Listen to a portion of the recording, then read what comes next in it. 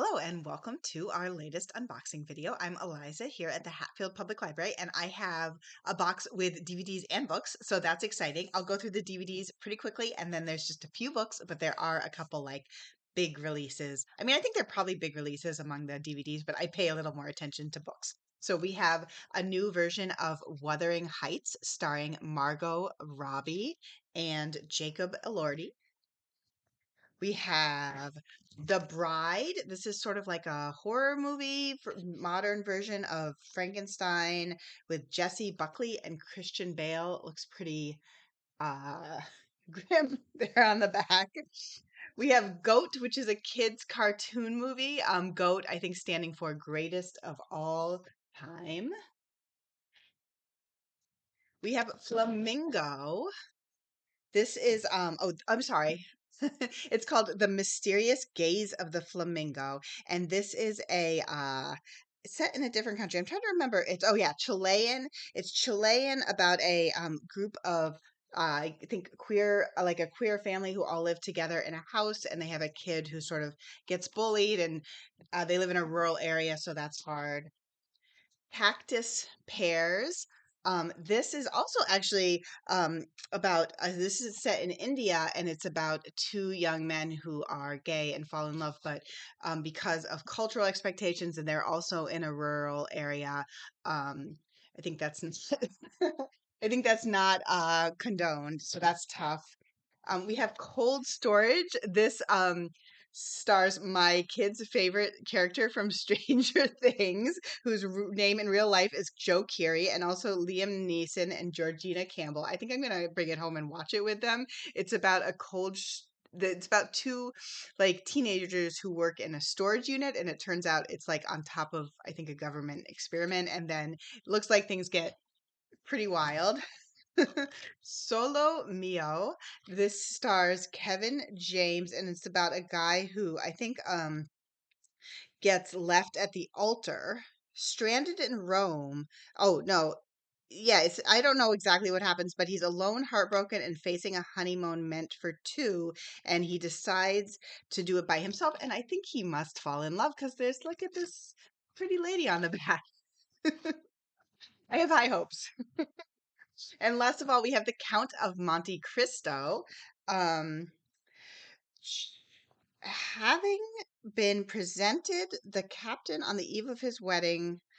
Yeah, I guess it's just a movie version of the Count of Monte Cristo. I'm not actually really super familiar with that book. Oh, maybe it's a mini series.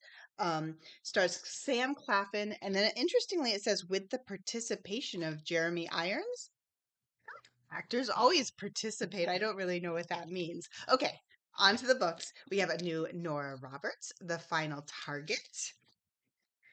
We have The One Day You Were My Husband by Rosie Walsh. Ooh, that's such an intriguing title. I am intrigued. So they marry, marry on a beach in Thailand. Um, and then a group of armed men suddenly swarm the beach, taking the husband away, and she never sees him again. And then she's living with a new husband, um, and then she finds out he's still alive. Ooh, that sounds really intense.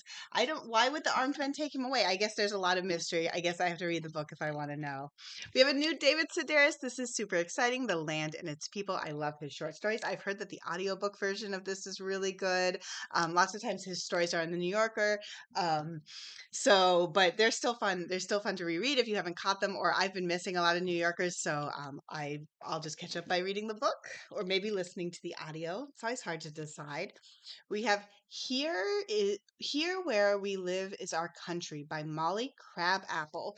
Oh, okay. I remember reading about this. This is the story of the Jewish Bund, which I was not familiar with, but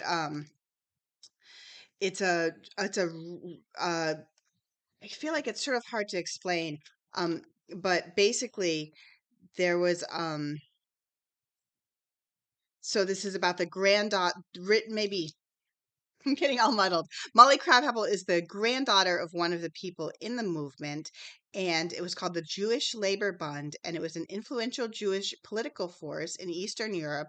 It was secular, socialist, and anti-Zionist, and So that's with the title like "Here Where We Live Is Our Country."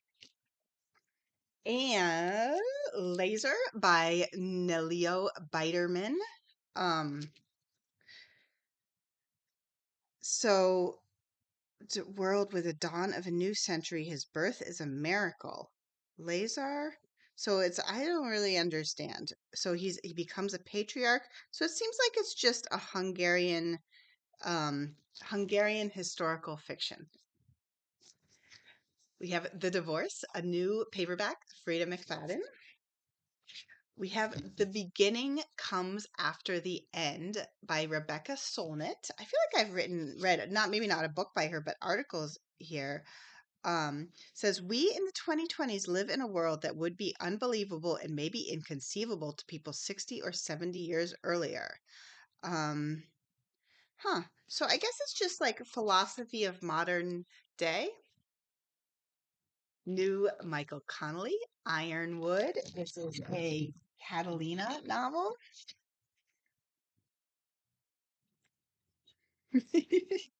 We have a new Tom Clancy, Rules of Engagement, written by Ward Larsen, a Jack Ryan novel. Last of all, fun for summer, we have The Shippers by Catherine Center. Look at that. Instead of a beach read, it's a ship read. Maybe if someone's going on a cruise, this would be like the perfect ship. Maybe that was what the marketing team thought. So after a lifetime of being bad at love, Jojo Burton vows to solve her intimacy issues at her sister's destination wedding on a cruise ship. Armed with pop psychology, she diagnoses herself with a fixation on the guy who is her first crush and decides to woo him for closure. And to help her, she ropes in her her childhood best friend, who is also a boy. So I'm guessing that's maybe where the romance lies. Just my prediction. Anyways, that was all the DVDs and all the books, and we will get those on the shelf and be back with more. Bye.